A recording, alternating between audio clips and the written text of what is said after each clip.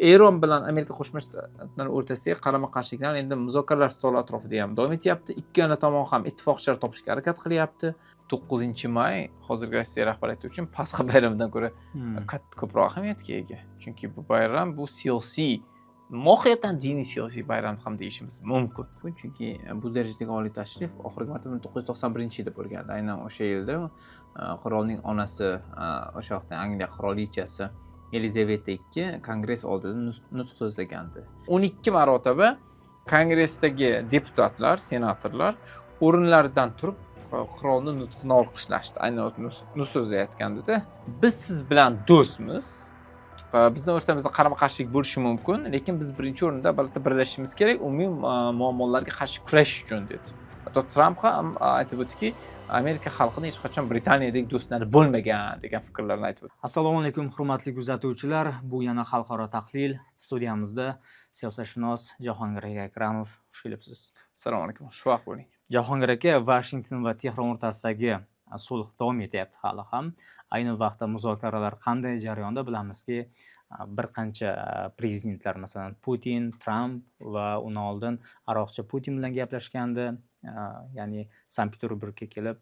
Umuman jarayonlar qanday hozir? Ya'ni tun yil oxirida mana aytamiz, tun yil oxirida umid chiroqlari ko'rinyaptimi? Mashhur geosiyosatchinos olim Raymond Aron aytganidek, xalqaro munosabatlar bu diplomat va askar ishi. Ya'ni hozirgi vaqtda askarlar o'z vazifasini bajardi, endi diplomatlarga navbat keldi. Ya'ni Amerika tomonidan, harbiy tomondan vazifalar bajarilmadi avvalo. Ya'ni Eron o'z mustaqilligini, o'z subyektnik maqomini saqlab qoldi. Ushbu qarama-qarshilik, ya'ni harbiy tomonga o'tgan o'ziga xos raunddi. Demak, endi diplomatlar o'zlarining pozitsiyalarini stollar atrofida mustahkamlashga harakat qilishmoqda va so'nggi yangiliklardan biri sifatida aytishimiz mumkinki, hozir avvalo 2 haftalik o'ziga xos berilgan sulh vaqtini o't ochish, to'xtatish rejimini to muzokaralar o'tkazilmaguncha deb cho'zib qo'ydi Tramp. Bu orqali chunki bunga majbur ham edi. Ikkinchi uzaytirilishda 2-3 kunga deyilgandi. 2-3 kunga edi, hozir cho'zilib ketdi. Nima uchun? Chunki avvalo yaqqol ko'rindiki, u Eron imkoniyatlarini to'g'ri baholay olmagani. Yoki Germaniya Federativ Respublikasi kansleri Friedrich Merz aytganidek, aniq bir strategiyani yo'qligi Eronga qarshi kurashda. Xo'p, nimani xohlaysiz o'zi? Ya'ni Eronga qarshi kurashning maqsadlari har bitta AQSh oliy rahbariyati, ya'ni bu Trump bo'ladimi yoki mudofaa vaziri Pete Hegsethmi yoki Marco Rubioning har bitta postdan ikkinchi postida ham o'zgarib qolayapti-da. Ya'ni bitta ijtimoiy tarmoqda fikr yozadi, bir necha soatdan keyin boshqa fikr yozadi, maqsad o'zgargan bo'ladi, bir-biridan to'g'ri kelmaydigan maqsadlar va bu holat ham AQShning aniq hatto A rejasi ham yo'qligini ko'rsatdi. Endi navbatda jahon chempionatiga yaqinlashayotganligi, shuningdek 250 yillik mana juda ulkan bayram va noyabrdagi saylovlar yaqinligi ham majbur qildiki, AQShni harbiy imkoniyatlarini pasaytirib turishga, harbiy jihatdan emas, diplomatik jihatdan bosimga o'tishga. Va bu yerdagi eng asosiy omillardan biri sifatida ko'rishimiz mumkin, yangiliklardan biri bu hozirgi vaqtda ma'lumotlar chiqib ketdiki, AQSh oliy rahbariyati, ya'ni CENTCOM Pentagondan ruxsat so'rayotgan ekan. Gipertovushli raketalar, ya'ni Dark Eagle deb atalgan 3,5 kilometrgacha uradigan raketalardan yaqin sharqda qo'llashga ruxsat olish. Hali bu o'zi AQSh harbiy kuchlariga ham yetkazilmagan edi. Birinchi marta ishlatilishi bo'lishi mumkin-da. Ya'ni bunga nima sabab sifatida deyishsa, Eron o'zining ballistik raketalar markazlarini, bazalarini ichkari tomonga ko'chiryapti, Eron ichkarisiga. Biz qiynalyapmiz degan ma'noda. Ya'ni bu imkoniyatlarni oshirish uchun deyapti. Lekin bu ma'lumotlar chiqib ketishi ham bu diplomatik bosim vositasi. Ya'ni biz sizlarga nisbatan kuchliroq qurol bilan zarb berishimiz mumkin degan ma'nodagi o'ziga xos Eron tomoniga bir o'zgarishga chaqiriqdi. Bu ya'ni bizning shartlarimizga diplomatik muzokarada ko'ning degan. Xo'p, Eron bilan Amerika Qo'shma Shtatlari o'rtasidagi qarama-qarshiliklar endi muzokaralar stoli atrofida ham davom etyapti. Ikkala tomon ham ittifoqchilar topishga harakat qilyapti. Amerika Qo'shma Shtatlari mana yangiliklardan biri Hormuz bo'g'ozida o'sha erkin dengiz yurishini, dengiz yo'lini ochish uchun o'ziga xos ittifoq tuzish g'oyasini e'lon qildi, koalitsiya tuzish g'oyasini e'lon qildi. Lekin bunga hozircha masalan bu borada tashabbus ko'rsatgan Britaniya va Fransiyaning nima deydi, qo'shilgan to'g'risida ma'lumotlar yo'q. Qarang, 30 aprel kechki holatiga. Bu holat o'zidan darak beradiki, ya'ni Qo'shma Shtatlar bunda o'sha Britaniya bilan Fransiya chiqargan loyihaga qarama-qarshi o'z loyihasi tuzilishini e'lon qilmoqchida. Ya'ni diplomatik kurash ketyapti Eron va AQSh o'rtasida. Eron ham bu borada endi Ummon bilan kelishishga Rossiya, Xitoy, boshqa tomonlar yoki mana ehtimol bo'lishi mumkin keyingi uchrashuvlar Turkiya bilan muzokaralar o'tkazilishi mumkin. Ya'ni Turkiyaning pozitsiyasini ko'rib chiqilishi va Saudiya bilan alohida kelishuv masalalari ham so'ralanishi mumkinligi haqida gaplar ketmoqda. Va kurash davom etaveradi. Ya'ni biz qarama-qarshilik to'xtab qolmaydi. Unutmaslik kerakki, sulh tuzilishgan, hozir sulh holati o't ochish to'xtatish holati bo'lyapti. Lekin to'laqonli tinchlik shartnomasiga hali bir necha yil kerak bo'lsa bo'lishi mumkin degan fikrlar yangramoqda. Asosiy sabab sifatida masalan yadro Eronning uran boyliklari borki, yadro quroliga ega bo'lishga yo'l qo'ymaslik talabini Eron tomoni deyarli nima deydi bu masalada muzokara o'tkazishni keyingi qismi sifatida olib qolishga harakat qilyapti.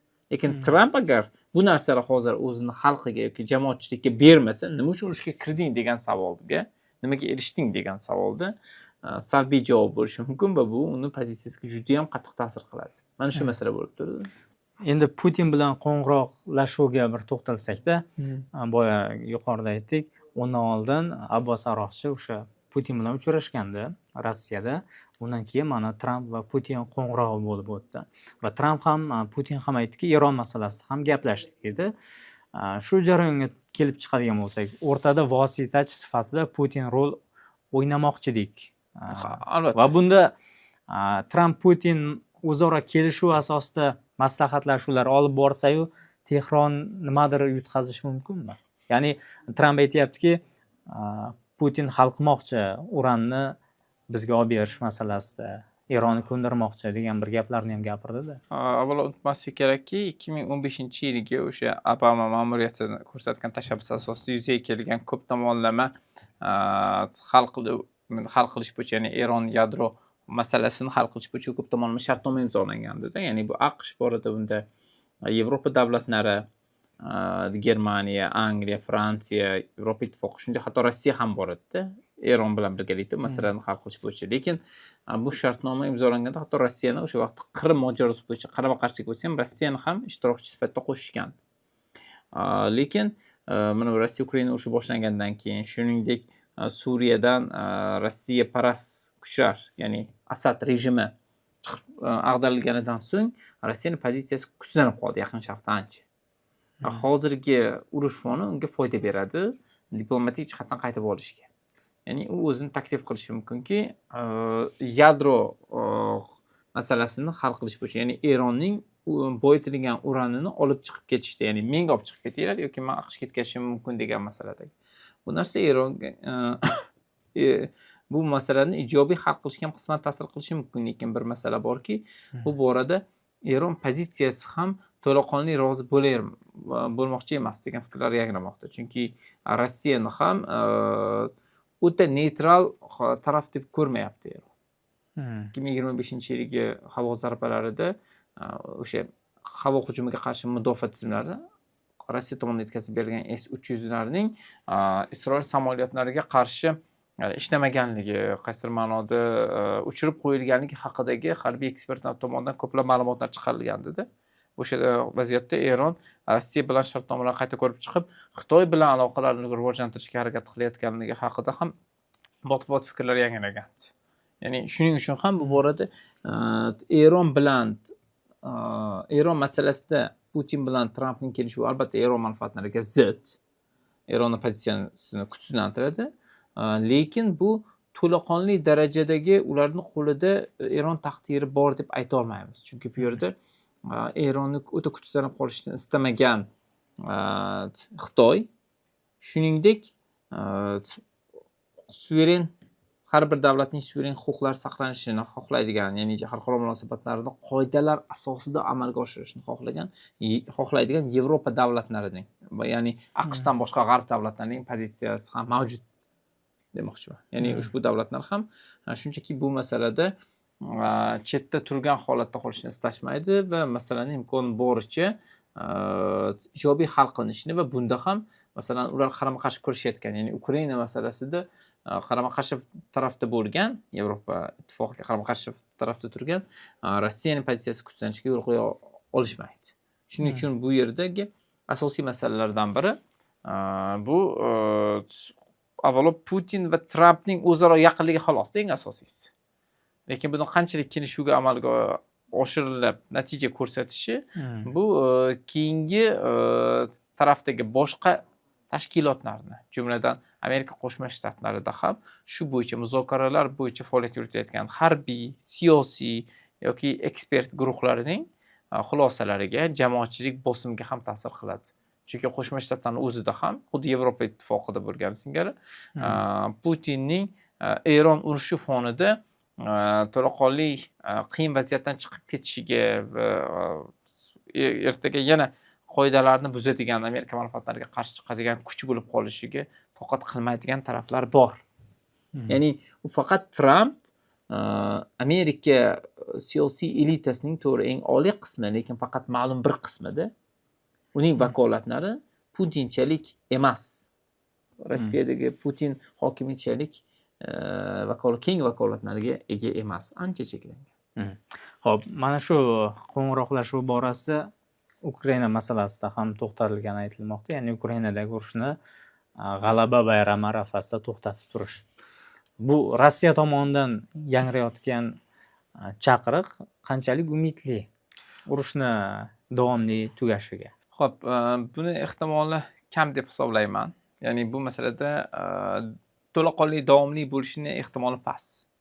Chunki bundan oldin ham, bundan bir necha yillar oldin ham 2022, 23, 24-yillarda ham aynan 9-mayda to'xtatib turish bo'yicha takliflar yangragandi-da Rossiya tomonidan. Va bilamizki, Putin uchun 9-may bu muqaddas bayram.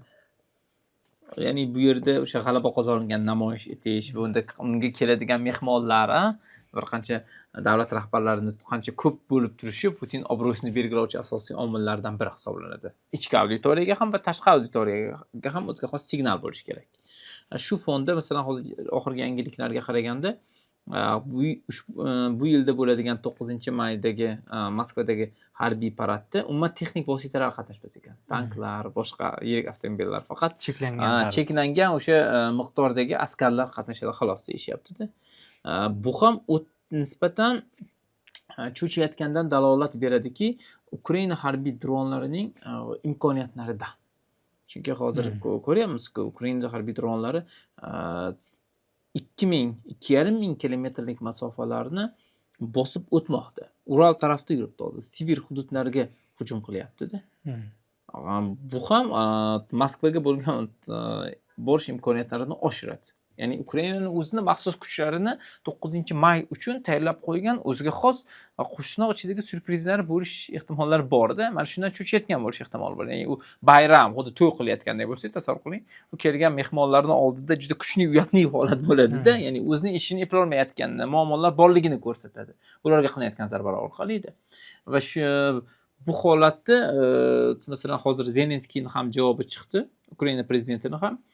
Biz avvalo aniq men o'z jamoamga topshiriq berdim, Amerika tomoni bilan aniq gaplashsin deyapti. Ya'ni bu holat ya'ni o'zini diplomatik jihatdan o'ta xursand emasligini ko'rsatyapti. Bu masalan men Tramp bilan bog'lanardim, bu masalada gaplashardik degan masala qilardi. Ya'ni jamoaga qoldiryapti, Amerika tomoni bilan gaplashsin degan ma'nodagida o'zi qaysi nima demoqchiligini aniqlashib olishsin deyapti. Tramp post qoldirdi. Ya'ni men unda gaplash shu masalada taklif bildirildi, tinchlik o'zaro o'sha bir necha vaqtga o't ochish to'xtash to'g'risida deyapti. Lekin bu undan nisbatan sal nozik noroziligini ko'rsatmoqda. Ikkinchidan bursa nima deyapti? Ya'ni bu faqat parad o'tkazib olish uchun bir necha soatlik tinchlikmi yoki uzoq muddatlikmi? Biz uzoq muddatli bo'lsa rozimiz degan ma'noda ishora qilmoqda.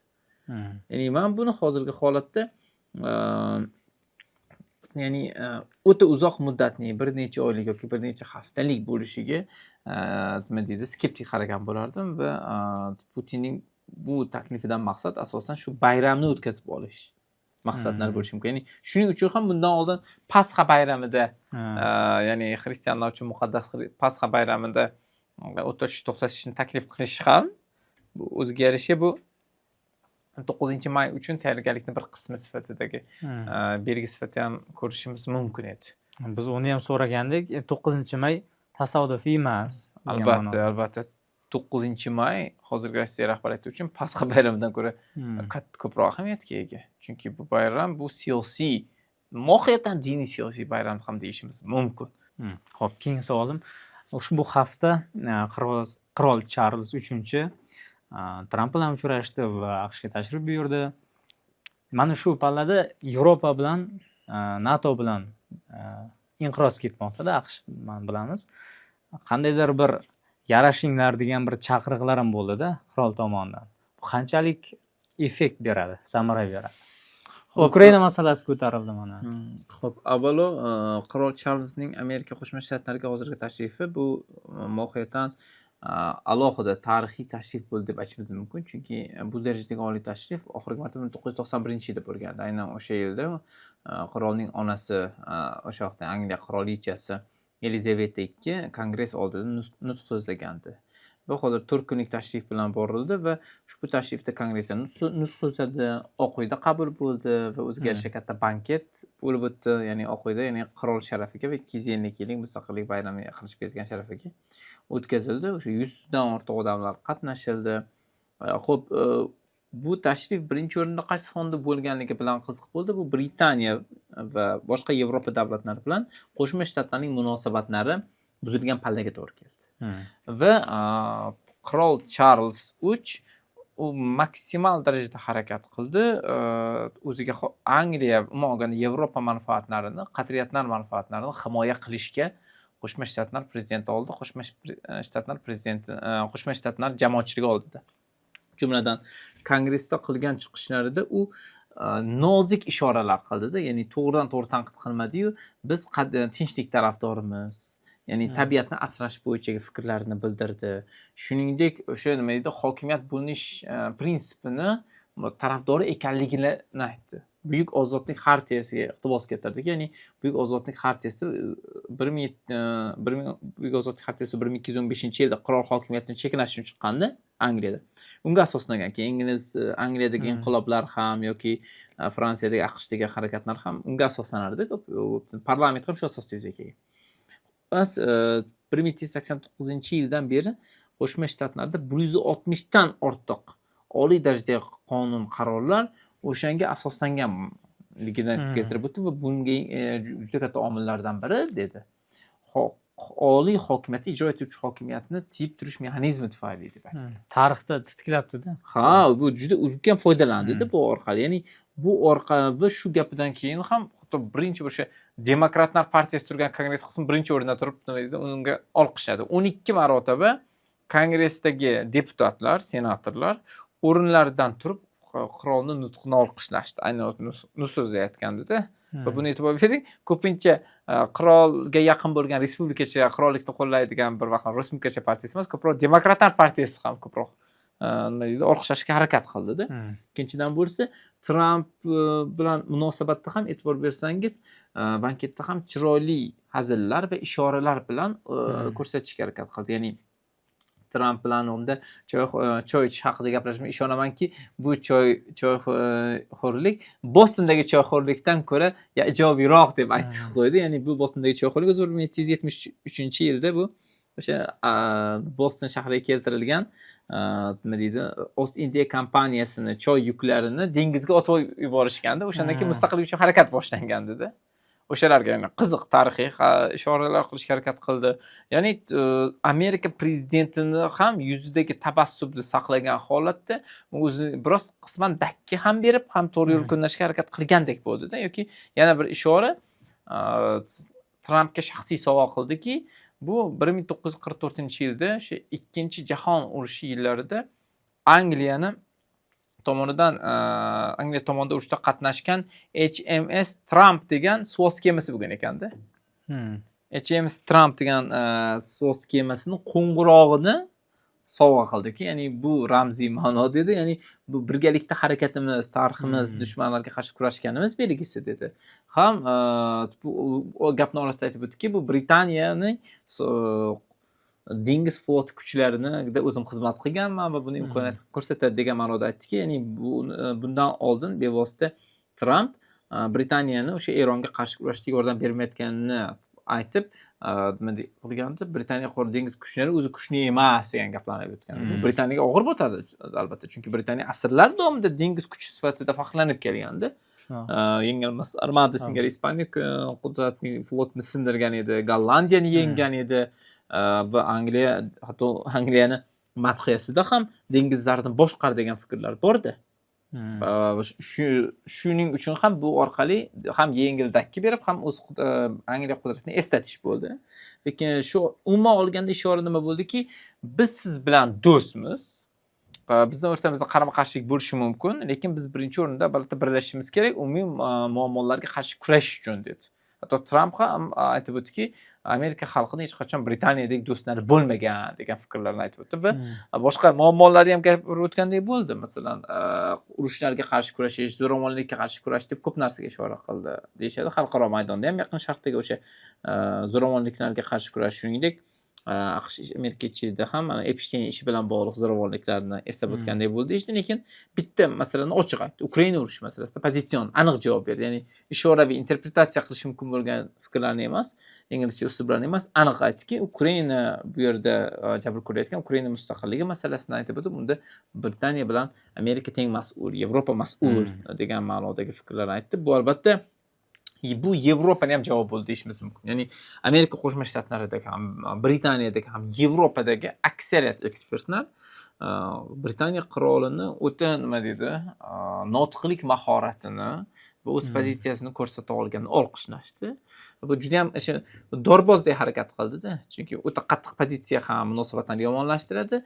O'ta kuchsiz pozitsiya xuddi NATO bosh kotibi Mark Rutte dadajon deb yuboradigan, Trampga qarab dadajon deb ataladigan tizim ham albatta bu xushomatgo'ylik, langambardorlik bo'lib ko'rinardi-da. O'sha britancha uslub bilan vaziyatdan chiqib keta oldi va bu holat qaysidir ma'noda Trampga diplomatik qisman bosim bo'ldi ham deyishimiz mumkin. Va hozirgi holatda o'ta yuqori darajada kutib olishlarni o'tkazilishini sabablaridan biri ham bu Trampning tobora yolg'iz qolayotganini his qilish bilan bog'liq deyilmoqda. Lekin uni baribir o'zini ko'rsatdi Tramp shunda ham, ya'ni surat tushirilgandan keyin o'zini ijtimoiy tarmoqlarga Truth Socialga qo'yib turib, nima deb yozib qo'ydi tagiga? Ikki qirol deb yozib qo'ydi-da. Charles 3 bilan o'zi qo'shdi. To'g'ri, Charles shu qirol, lekin siz prezidentsiz va 2 yildan keyin Oq uyni bo'shatishingiz kerak degan savol. No Kings deb yaqinda namoyishlar bo'lib chiqqandi. Ha, albatta o'zi No Kings deb unga qarshi namoyishlar bo'lib chiqqanda. Mana shular ham ko'rsatadiki, Tramp baribir o'z tempida, lekin baribir bu tashrif ancha muvaffaqiyatli bo'lganini alohida qayd etib o'tish kerak. Britaniya o'zining diplomatik imkoniyatini ishga soldi. Amerika Qo'shma Shtatlari ham Oq uydagi qabullar boshqalarda maksimal darajada Britaniya qiroliga munosib hurmatni bajo keltirishga harakat qildi va bu tashrifni fikrimcha Charles 3 nafaqat Britaniya, balki butun Yevropa va aniqrog'i AQShdan boshqa g'arbni ifodaladi. Bu xuddi Amerika Qo'shma Shtatlari rahbari bilan g'arbning boshqa davlatlarining o'sha birgalikdagi rahbari qatnashgan uchrashuv bo'ldi deyishimiz mumkin-da va bu holatlar ko'proq Charles uchun o'zini tutishi va alohida suhbatlar ham go'yo Trampga ma'naviy ta'sir etish orqali qoidalarni bajarish, NATO oldidagi o'ziga xos Amerika Qo'shma Shtatlarining boshqa mintaqalardagi manfaatlarini himoya qilishga qaratilgan chorlov bo'ldi. Faqat alohida bir davlat emas, muqaddas bitta davlat, Yaqin Sharqda bitta davlatni himoya qilish yoki alohida kuch omili orqali emas, balki o'z yaqin do'stlari, ittifoqchilarni eslatish omili bo'ldi deyishimiz mumkin. Shuning uchun ushbu tashrif diplomatik jihatdan muvaffaqiyatli bo'ldi va buning natijasini endi qanday darajada natija keltirganini yaqin oylarda bilib olishimiz mumkin. Britaniya yoki Yevropa bilan bo'lgan munosabatlarida. Yana shu hafta bir voqea yuz berdi. Birlashgan Arab Amirliklarining OPECdan chiqishi. Bu nimani anglatadi? Masalan, ommaviy axborot vositalarida bu Trampning g'alabasi deyilyapti. Nima degani o'zi? Avvalo, OPEC bu neft eksport qiluvchi davlatlarning o'ziga yarasha ittifoqi deyishimiz mumkin. Shunday tashkilot 1960-yilda tuzilgan. O'sha vaqtdagi Saudiya Arabistonining bosh vaziri, tashqi ishlar vaziri bo'lgan Faysal bo'lajak qirol tomonidan tuzilgandi va bu o'ziga tashabbus bilan tuzilgandi va ushbu tashkilotga Saudiya Arabistoni, Iroq, Eron, Kuvayt, shuningdek Venezuela kabi davlatlar ham a'zo bo'lgandi. Keyinchalik bu tashkilotga 67-yilda amerikaliklar qo'shilgan, Jazoir, Kongo Respublikasi, Gabon, Nigeriya kabi boshqa davlatlar qo'shilib, umuman 12 ta davlat soniga yetgandi. Bu tashkilot ko'proq mana 7 opa-singil degan bilamizki, neft ishlab chiqaruvchi kompaniyalar bor edi. Bular masalan Royal Dutch Shell, Exxon Mobil, Chevron singari standart oilni bo'linganlardan yuzaga kelgan yirik korporatsiyalar bor edi.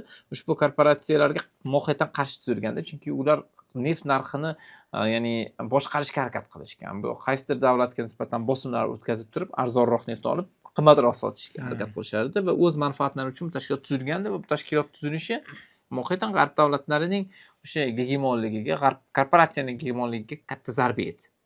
Masalan, bu davlatlar neft narxi barqarorligiga harakat qilishgan. Masalan, neft narxi tushib ketsa, ishlab chiqarishni kamaytirishgan.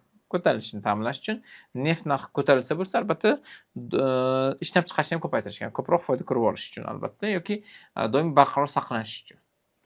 Bu holatda OPEC tashkilotida endi bilamizki, to'g'ri OPEC plus ham bor. Bunga Rossiya boshqa tashkilotlar a'zo, davlatlar a'zo va bu yerda Saudiya Arabistoni eng asosiy kuchli o'yinchi.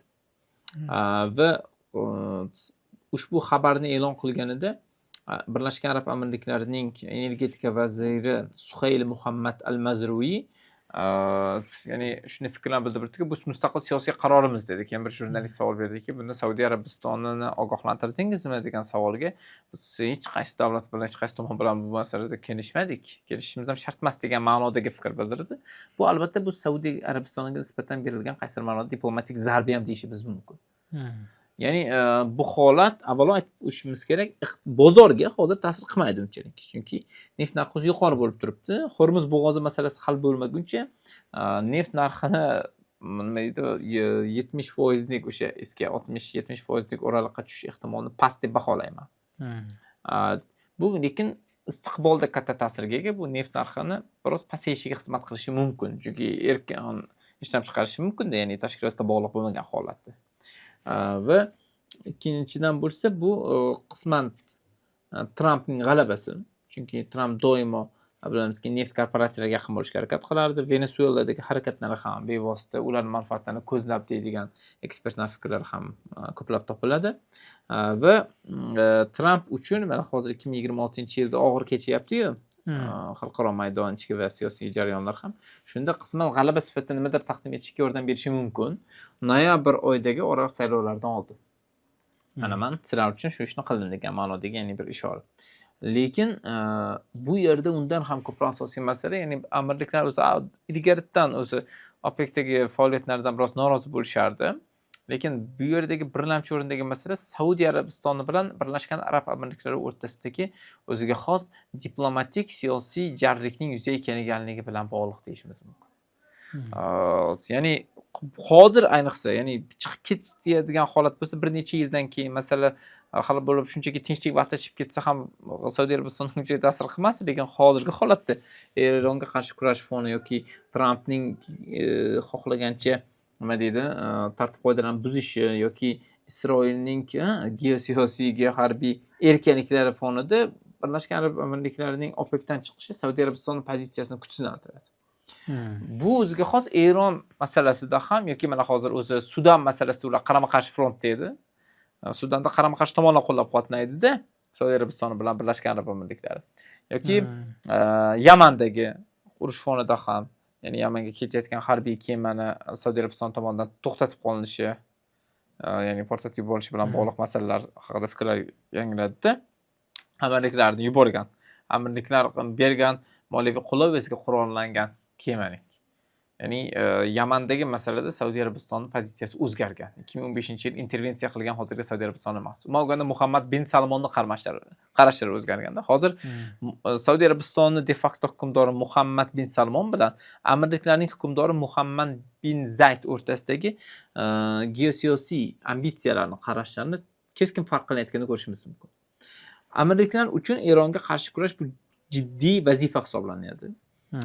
Hatto hozirgi vaqtda yangiliklar yangramoqdaki, Amirliklardagi mudofaa tizimini, havo hujumiga qarshi mudofaani tuzish uchun Isroildan yordam olayotgani va Isroil o'zining temir gumbazini Amirliklarda o'rnatayotgan to'g'risida fikrlar yangramoqda harbiy ekspertlar va siyosiy tahlilchilar tomonidan.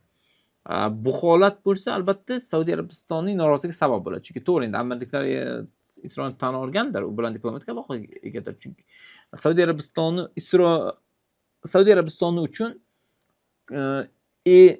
kuchaygan Isroil ham, kuchaygan Eron ham kerak emas. Ya'ni muvozanat kerak. Ular bir-birini tiyib turish kerak. O'ta kuchsizlangan Eronni keragi yo'q Saudiya Arabistoniga.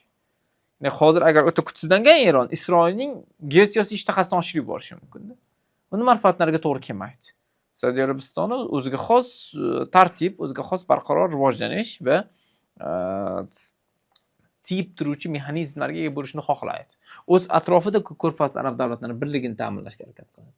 Lekin hozirgi holatdagi amirliklarning harakati bu munosabatlarda qarama-qarshilik borligini ko'rsatadi. Va amirliklarning maqsadi bo'lsa, albatta Eron urushni boshlagandagi eng ko'p zararni o'zi amirliklar ko'rdi-ku. Iqtisodiy jihatdan. Ya'ni shu holatda doimiy bu masalani hal qilib olish, ayniqsa Tramp davrida. Chunki tushunadiki, Trampdan keyingi Amerika prezidenti Yaqin Sharqqa juda ham kam ahamiyat berish ehtimoli balandda. Chunki shundoq ham o'zi Xitoy masalasida, Uzoq Sharq masalasidagi vazifalar ko'payib ketdi-da. Qo'shma Shtatlarda yechilmaganga hatto yuzaga kelayotgan muammolar. Shuning uchun ham imkon boricha Eronni kuchsizlantirish va maksimal rejalardan biri o'sha bahsli orollari bor. Eron bilan Amirliklar o'rtasida bu Abu Muso, Kichik Tom va Katta Tom orollari. Aynan ushbu orollar Hormuz bo'g'ozidagi nazoratni kafolatlaydi. Ushbu orollarga ega bo'lib olishni ham uzoq muddatli maqsad sifatida qo'ygandi. Shuning uchun ham bu borada OPECdan chiqish qarori bu energetika vaziri aytib o'tgandek, bu iqtisodiy qaror emas, bu sof siyosiy qaror. Ya'ni bu o'ziga yarasha amirliklarni o'ta mustaqil siyosiy faoliyat tarafdori ekanligini ko'rsatadi va o'sha Saudiya Arabistonni orzu qilganidek, Saudiya Arabistoni masalan Amerika Qo'shma Shtatlaridek, amirliklarni Britaniyadek bo'ladi, hamkor bo'ladi degan maqsadlari biroz xato ekanligini ko'rsatadi. Ya'ni amirliklar o'ta mustaqil siyosat tarafdori va bu borada hali Arabiston yarim orolida ham qarshiliklar, geosiyosiy hamda qarama-qarshiliklar davom etishini namoyon etadi amirliklarning OPECdan chiqish to'g'risidagi keskin qaror. Rahmat, savollar ko'p edi. Vaqt nuqtai nazaridan biz hozir tugatishga to'g'ri keladi. Mavzu doirasidan fikrlaringizni izohlarda qoldiring, videoni yaqinlaringiz bilan ulashing, kuzatib boring. Rahmat Jahongir aka. Katta rahmat, salomat bo'ling.